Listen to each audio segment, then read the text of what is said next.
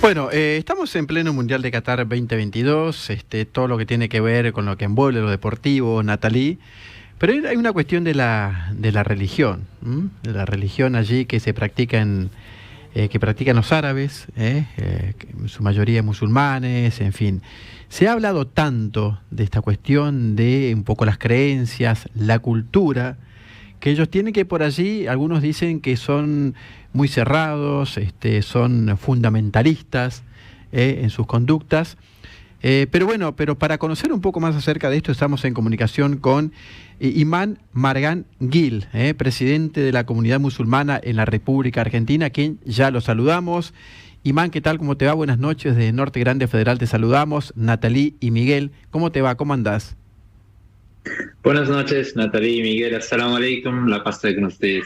Bueno, muchas gracias, Imán, por atendernos, por clarificarnos algunas cosas acerca un poco de lo que se vive allí en Qatar, de lo que se dice, de la religión, y un poco conocer si son tan así allí el mundo árabe, tan cerrado, si se puede llamar de una forma tan fundamentalista. Sí, mira, Miguel, el tema es que creo que en primer lugar es primordial aclarar que acá muchas veces tenemos una confusión entre ser árabe y ser musulmán. Entonces, en primer lugar, sería importante aclarar que el Islam es una religión universal. Solamente el 20% de la población total del mundo musulmán, que son casi 2.000 millones de musulmanes, pertenecen a la etnia o son árabes. Es decir, el 80% ni siquiera son árabes. Y por otro lado, por supuesto, tenés árabes que no son musulmanes. Y ahora en el caso de Qatar, como vos dijiste, la gran mayoría, casi el 99% son musulmanes.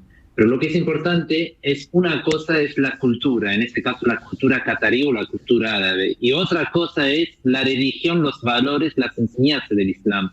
Ahora, por supuesto, el Islam influyó a la cultura árabe y en este caso también la cultura qatarí, pero yo, desde mi posición como imam y representante de la comunidad musulmana Ahmadiyya, considero y siento también que hay también algunas contradicciones, algunos choques entre las enseñanzas del Islam y, por ejemplo, la cultura qatarí y la cultura árabe, ¿sí? En ese caso, un ejemplo muy concreto sería, por ejemplo, la imposición de la Sharia o la teocracia, ¿sí? Que existe en ciertos países musulmanes y, a su vez, árabes. Por ejemplo, el Islam, desde sus fuentes, desde sus enseñanzas, claramente, categóricamente prohíbe el uso de la coacción, prohíbe la imposición de valores islámicos y categóricamente enseña y respeta y establece la libertad religiosa. ¿Sí? En ese caso, entonces, creo que hay que mirar y analizar concretamente cada aspecto. Y lo que no me parece correcto es que muchas veces llegamos a una conclusión muy precipitada y errónea a través de meter todo en la misma bolsa. Por ejemplo, también ahora, por supuesto, existen muchos problemas culturales, sociales, ¿sí? Y el mundo musulmán o incluso el mundo árabe está atravesando por una crisis, por una decadencia moral, espiritual. Pero lo que a mí me parece muy injusto es lo que ocurre muchas veces, que se presenta al Islam como el chivo expiatorio y todos los malos o todas las maldades se atribuye al Islam, aunque el Islam en todos sus aspectos, o si analizamos cada punto por punto, enseña todo lo contrario. ¿Por qué crees, Imán, que hay esa contradicción que vos decías al comienzo entre el mundo allí qatarí y el Islam? En primer lugar, por supuesto, hago la autocrítica hacia el mundo musulmán. Creo que nos hemos alejado bastante de nuestros valores, de nuestras enseñanzas verdaderas. Un ejemplo muy simple es, por ejemplo, el maltrato que existe en varios países árabes y a su vez musulmanes hacia la mujer. Por ejemplo, ya en el siglo VII, la mujer musulmana recibió el derecho de casarse solo con su propio consentimiento. Ya recibió en el siglo VII el derecho de divorciarse, manejar su propiedad, herencia. Sí, tantos derechos, hasta tal punto que el profeta dijo que el mejor musulmán es aquel que tiene la mejor conducta hacia su esposa. Incluso en otro dicho encontramos que es la responsabilidad de una musulmana obtener educación desde la cuna hasta la tumba.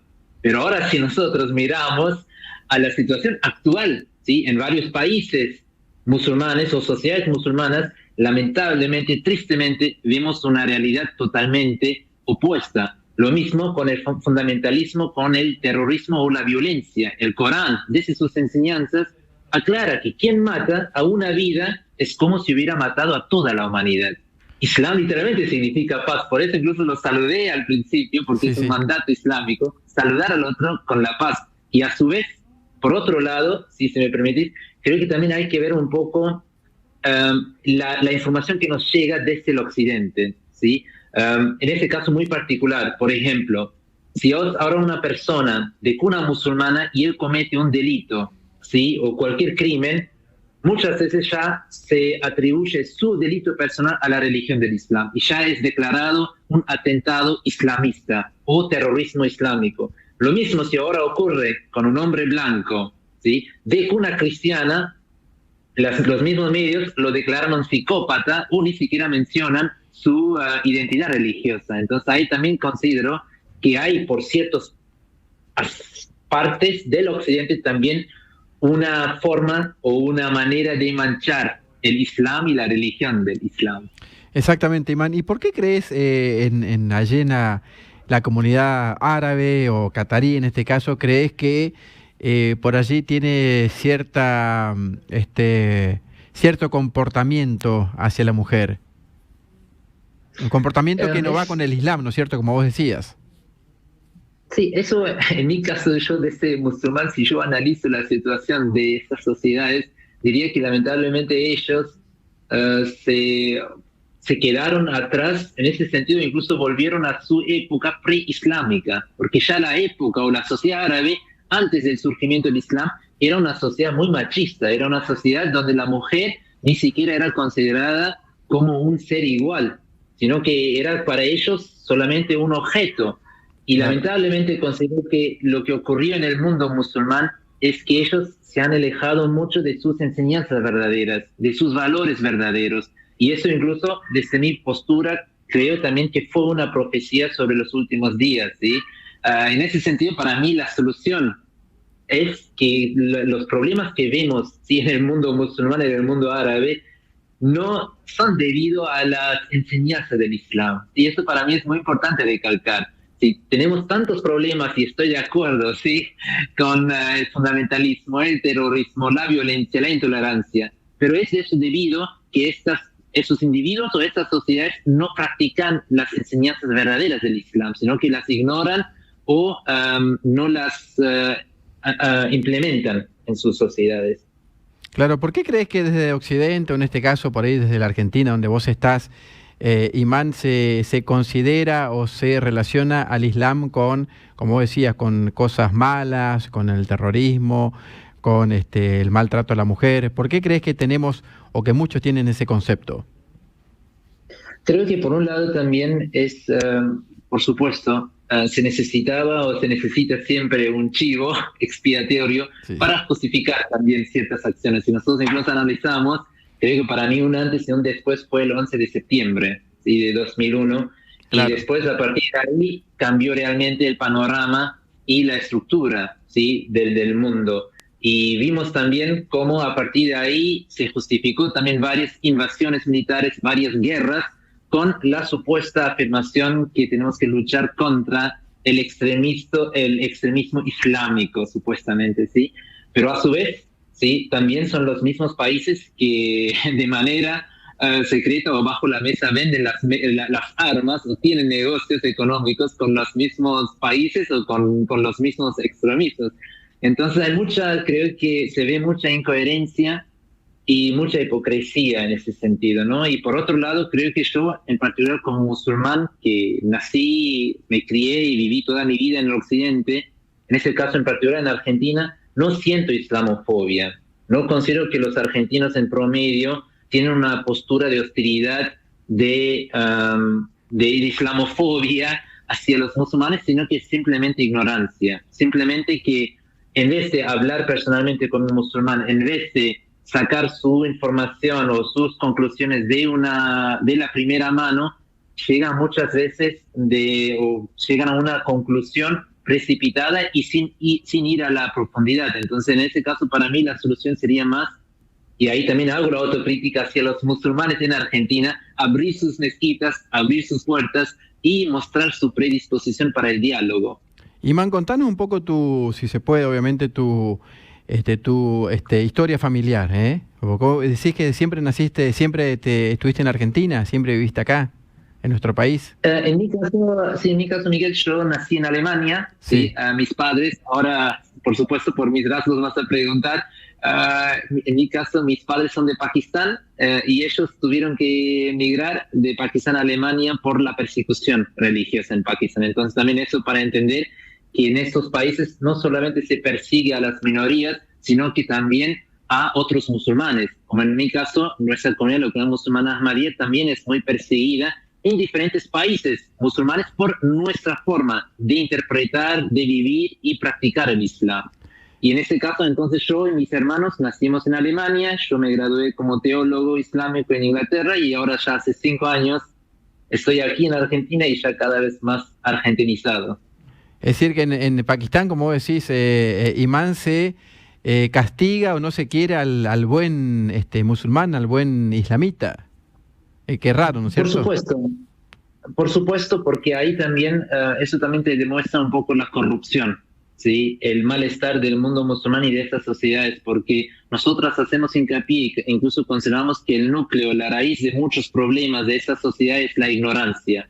El mundo musulmán tiene una tasa altísima de ignorantes, de analfabetos, y me refiero en particular a aquellos musulmanes que no conocen sus enseñanzas verdaderas, no conocen las enseñanzas, no han nunca leído las enseñanzas del Corán, sino que siguen ciegamente lo que predica, lo que afirma su clérigo o su líder religioso. Y ahí para mí viene el origen, la raíz de la corrupción, porque los clérigos muchas veces usan su mezquita, su rol para manipular a los jóvenes, para manipular a la gente que no sabe las fuentes y así lavan su cerebro e incluso las utilizan como sus herramientas, ¿no? Para difundir su propia ideología.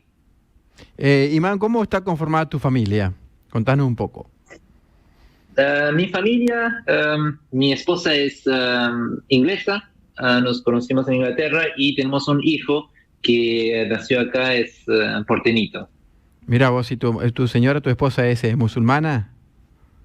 Así es, ella también es musulmana. Mira vos. ¿Y acá en la Argentina cómo viven? ¿Tranquilos? ¿Tienen sus labores? ¿Cómo es tu vida diaria?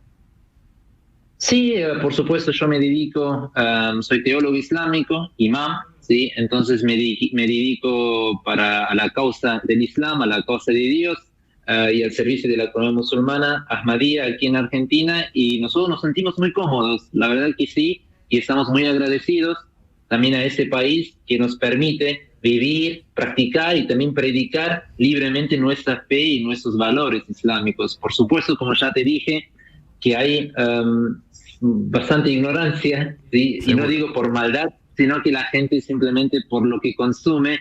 Entonces, tal vez cuando vean a mi esposa con su velo o incluso a nosotros, entonces sí se percibe algunas veces ciertos prejuicios, ¿no? Pero en general diría que hay una apertura muy, muy positiva también en general. Bueno, Imán, te agradecemos mucho esta comunicación, realmente nos clarificaste a nosotros y a la gente, de la audiencia, lo que es el Islam, lo que son los musulmanes, los buenos musulmanes, por sobre todas las cosas. Y bueno, y te queremos preguntar ahora como última consulta, ¿por quién hinchás allí en el Mundial?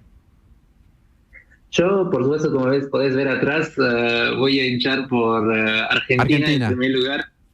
Sí, por supuesto. Así que en ese sentido estoy leal a este país y me considero cada vez más argentino. Bueno, Imán, te agradecemos mucho tu gentileza, estos minutos que nos concediste, así que te mandamos un abrazo grande y ha sido un gusto. Gracias, asalamu alaikum, la paz con ustedes. Gracias, muchas gracias igualmente. Muy bien, Imán Margan Gil, entonces presidente de la comunidad musulmana en la República Argentina, clarificando un poco lo que es el Islam, el buen Islam, y por allí nosotros tenemos una mirada totalmente distinta a lo que nos manifestó Imán en relación a los musulmanes, y uno lo relaciona con cosas malas, cosas negativas, y no es tan así, es totalmente todo lo contrario.